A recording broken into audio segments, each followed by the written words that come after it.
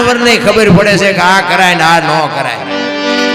દુનિયામાં જાનવર પૂજાય છે. હળદીના ઘાટ ઉપર મહારાણા પ્રતાપનો ઘોડો પૂજાય છે. સતાધારમાં પાડો પૂજાય છે. જમરાળામાં ભેંસ પૂજાય છે.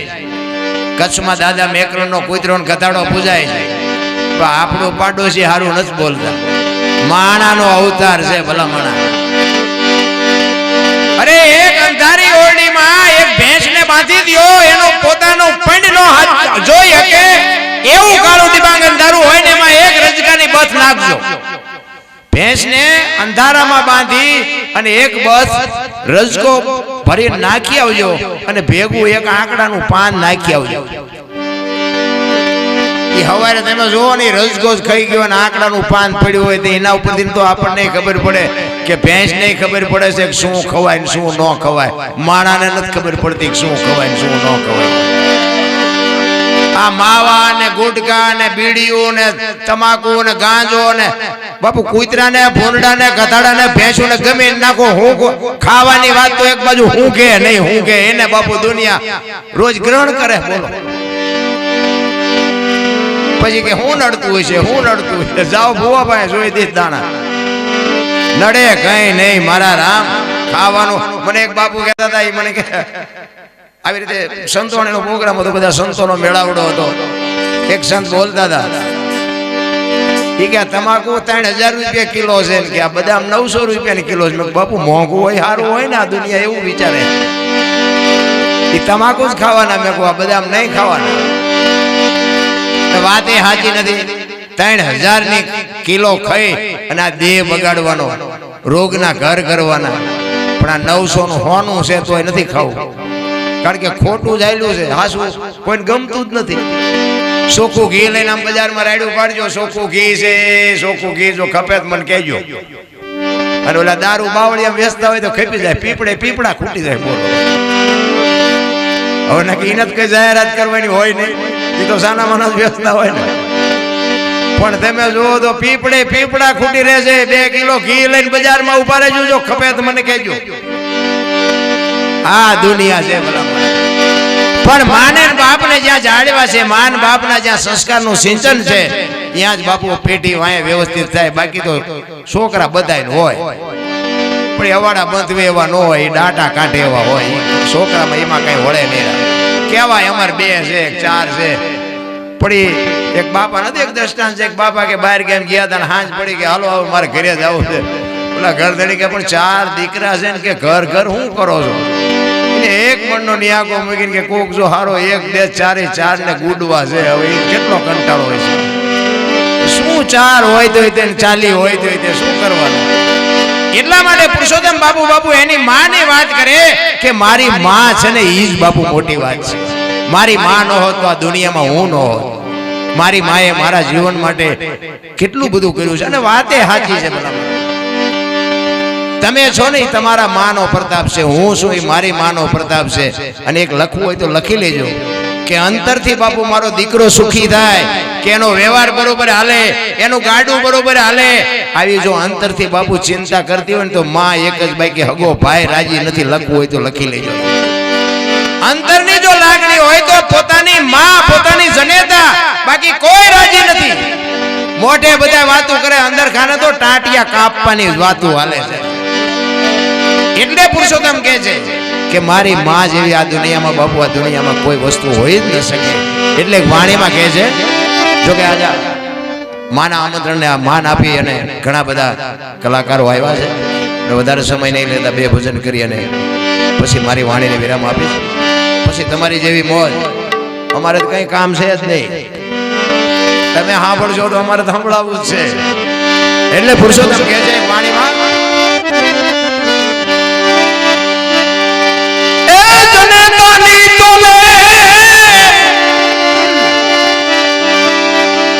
જનેતાની તુલે કોઈ નાવે બીજી, લોખા લાડ લડાવે જગતમાં. જન્મ દેનારી રે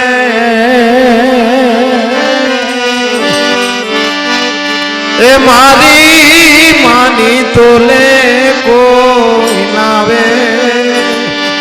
માની તોલે કોઈ નાવે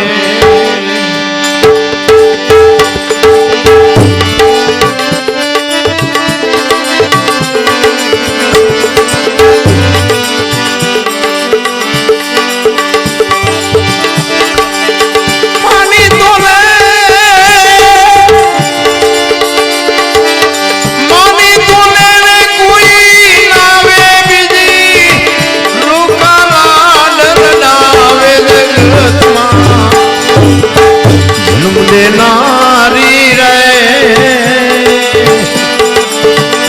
મારી માની તોલે કોઈ નાવે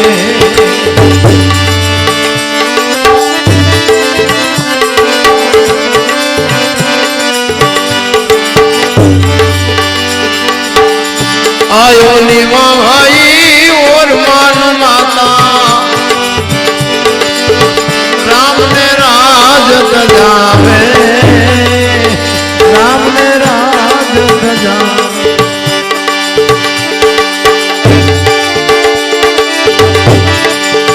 5 વર્ષ माई ध्रुव प्रहलाद ने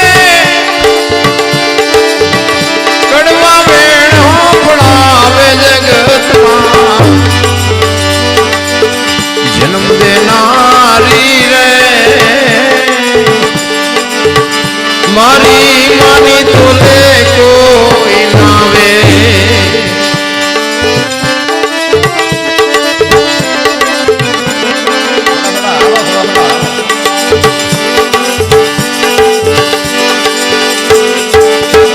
होटल में लोज माई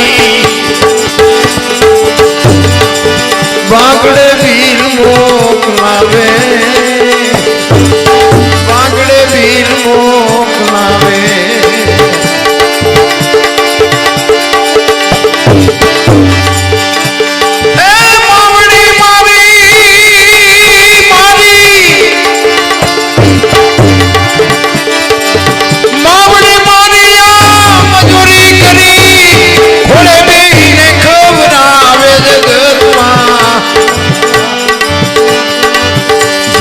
नारी रे मारी मानी तोले कोई नावे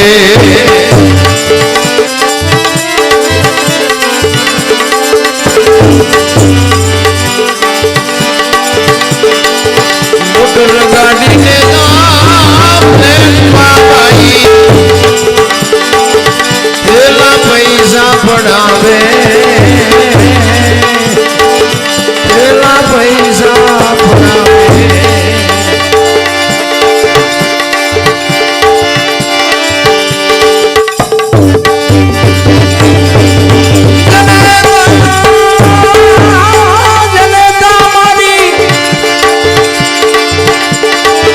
मावड़ी मारी केड़े बिहारी जगत आखी रे देखा जगत मां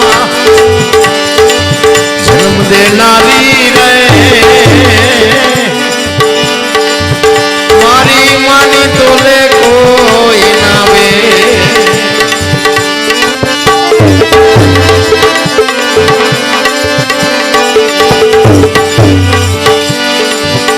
एक माता जन्म दे नारी बीजी धरती का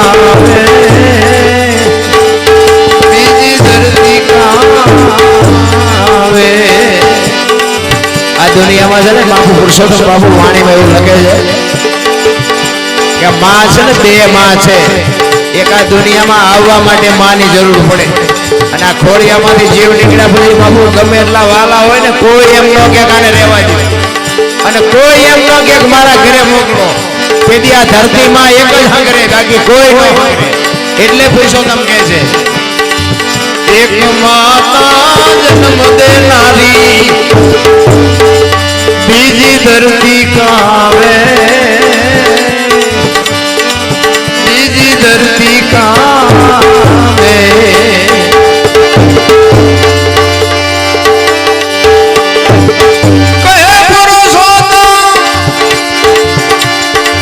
कहे पुरुषोत्तम ये तो एनी